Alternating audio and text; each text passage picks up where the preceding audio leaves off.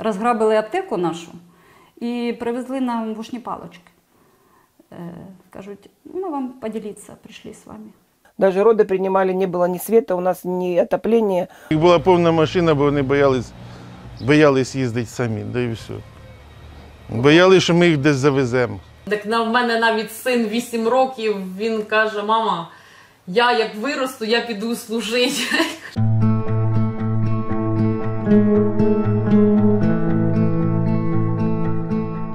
Перший раз росіяни прийшли, це був березень. Це були не росіяни, це були ДНР. Тому що вони зайшли в амбулаторію і розмовляти почали на ламаній українській мові. Тобто вони намагалися, щоб це була гарна українська мова, на що фельдшер швидкої сказав: та не мучайтеся, ми розуміємо російську мову, розмовляйте так, як ви можете. І вони ж почали ходити, роздивлятись: о, у вас оце є, оце нам треба, давайте ділитися, оце нам треба. Вигрібали все. І вони в нас, грубо кажучи, забрали більшу частину цих медикаментів і сказали, що їм вона нужніша. Це було смішно. Вони на той момент розграбили аптеку нашу і привезли нам вушні палочки. Кажуть, ми вам поділитися, прийшли з вами. Тобто, вони нам залишили сумку, в якої була обірвана ручка, їм було незручно. Просто її взяти, це все, що... дійсно, у нас було сховано ще ліки і все останнє, техніку, все. Ми як почули вибухи, ми техніку всю поховали під столи, щоб вона не фігурувала так, бо мало ли буде прильот, посіче склом і взагалі, Бог його знає. Знаєте, ми їх проклинали поглядом. Тобто ми їх бачили, кажу: Господи, які там конотопські відьми? Ми тут просто, мені кажеться, вони читали в очах наших, що ми дуже раді їх бачити в лапках. Один був, заходив і: я вам гуманітарочку приніс, ми хороші, ми добрі, можна чаю, можна ще чогось там. У нас нема чаю, у нас нема того, у нас для вас, нема, закінчилося. Магазини розграблені, у нас нічого немає. Вони ходили, по одному не ходили. Вони ходили завжди зі зброєю. Причому було таке враження, що їх десь назбирали, таких маленьких якихось, що в них зброя майже до полу доставала. Вони, кажуть там в сітях про них чмоні, це точно чмоні. Я вибачаюсь за свою мову, але воно маленьке, грязне, смердюче, пробачте. Можна, не можна так казати, я не знаю. Але так, як є.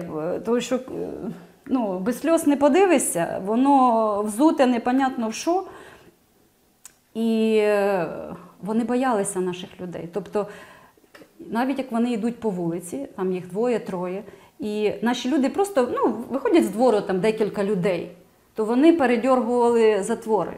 Коли вони робили похатні обшуки, то бабусі питали: синочок, що ти шукаєш?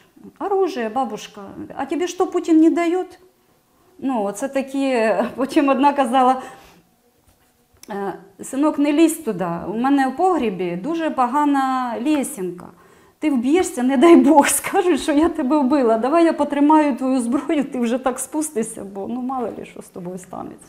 А коли оце обшуки, приїжджали ФСБшники їхні, тоді було страшно, тому що тоді провірялося все, перекидалося все. Когда оккупировали нашу Музыковку, мы находились на своих рабочих местах, выходили, работали, потому что люди не переставали болеть. Сначала к нам они не касались, то есть шли боевые действия поверху только. А потом было как раз на моем дежурстве, пришли человек, наверное, 8 или 9. Вони нам кажуть: не бойтесь нас, ми не звірі, це ваші звірі. І я кажу: на якому основанні наші звірі? Наші нам, ми говорю, не боїмося нікого. А що ви здесь робите? Кажу: ми працюємо на своєму робочому місці. А кого ви обслуговуєте? Кажу: обслуговуємо наших людей, які болеють, говорю. А ранені? Ранених, говорю, поки у нас не було, але якщо будуть, то обслужуємо ранених. Вони кажуть: а як ви будуть ранені російські, ви обслуговувати будете? Я кажу, ну, насколько мы знаем, у вас есть свой лекарь, который вас обслуживает. Показали ж цього військового, якому плохо. Він лежав, а зайшла фельдшер, ну, поміряла тиск, сатурацію, пульс. Вона послухала його і сказала, що там пневмонія, його треба везти в лікарню. Відтоді вони його погрузили в швидку, повезли в лікарню, в місто Херсон повезли, а там теж ж скрізь російські. І вони на усіх постах їх зупиняли, тому що вони донецькі є, а там російські є, і вони не стикувалися між собою. Вони окрема держава, якби самі між собою. Російські їх не приймали як своїх. Вони його повезли в другу лікарню. Не приймають. Везіть ще в одну лікарню. Не приймають. Вони повезли, в нас є така знаменита Чорнобаївка, вони повезли їх, там їхні були головні всі їхні чини сиділи. Вони повезли, це аеропорт. Я як зараз пам'ятаю, мені тато розповідає, каже, заїжджаємо ми туди своєю швидкою, стоїть в них пост, вони приїжджають і заїжджають туди, там, де дуже багато техніки. Ну, якби посторонні люди не мають бачити, як вона стоїть. І в Чорнобаївці вони були, мабуть, отих таких 4 години, як вони вернулись назад, то заїхали в двір до гаражів, і ми кажемо, як ви там, як ви це все пережили. А тато виходить, 3 потами зійшов, каже, ну, я думав, що ми оттуда не виїдемо. Ну, там в них був больний якийсь, а вони думали, що у нього там, не знаю, чи серцем що, чи що. Ну і хотіли відвезти в госпіталь, в їхній госпіталь. Ну, що нам, вибору в нас не було. Їх була повна машина, бо вони боялись їздити самі, да і все. Боялися, що ми їх десь завеземо. Да, боялися, що ми десь не туди їх завеземо. Ну, а вони більше боялися, ніж ми. Їх ніде не прийняли, бо вони нікому не нужні. Да, їх там попинали з одного міста в друге. А це були, ну, вони казали, що вони з Донецька. Русські їх не прийняли в госпіталь. Ми його привезли назад, сказали, що він той самий шлангом перекинувся. Кажуть, що він хотів слиняти зі служби, да і все. Еще раз вызывали нашего фельдшера Владислава Юрьевича. Они вверху на консервном стояли. Плохо было человеку, значит, ну, не человеку, конечно, я не знаю, как их назвать даже. Вот. И спрашивают, ну что, вам тут страшно? Ну, типа, там же все, их человек больше 120, все с автоматами. А Юрий стоит и говорит, а як бы вы вот так, говорит, вас взяли бы ее так к нашим. Страшно вам было или не страшно? Не разрешали после комендантской годины, не разрешали выезжать, вывозить больных. Роды принимали мы, даже роды принимали, не было ни света, у нас ни отопления, холодно, и принимали роды, привезли с Восточного. Но нашли мы доктора здесь, гинеколога, который здесь работал, ну, жил у нас. И плюс наши фельдшера подняли и приняли роды, и ребенка приняли. С ДНРовцами пришлось общаться, они мне говорят, ну мы же тут дома. Я говорю, я с вами не соглашусь. Почему? Ну, говорю, потому что у людини дом там, де він живе. Вы здесь живете? Нет, я здесь живу. Я говорю, значит, это мой дом, а вы сюда пришли. Ну, мы же вас освобождать пришли. От чего, говорю? Вы нас освободили. От свободы, от работы. Дети, говорю, наши поуезжали, вы освободили от этого. Дети, никто не ходит, говорю, смотрите по улице. Это вы нас считаете свобода? Референдум у нас, в принципе, мало я знаю, что таких, что проголосовали. В основном люди не выходили. А если выходили, вот, допустим, ко мне не пришли, голосовать будете? Пришла пьяная дама в кепке военного, который с ней, с автоматом. Вы голосовать будете? Я говорю, нет, не будем. А чего? Потому что не хотим. Ну и ладно. и пошла. Ну, в принципе, оно им не надо было, но у них загодя все было решено.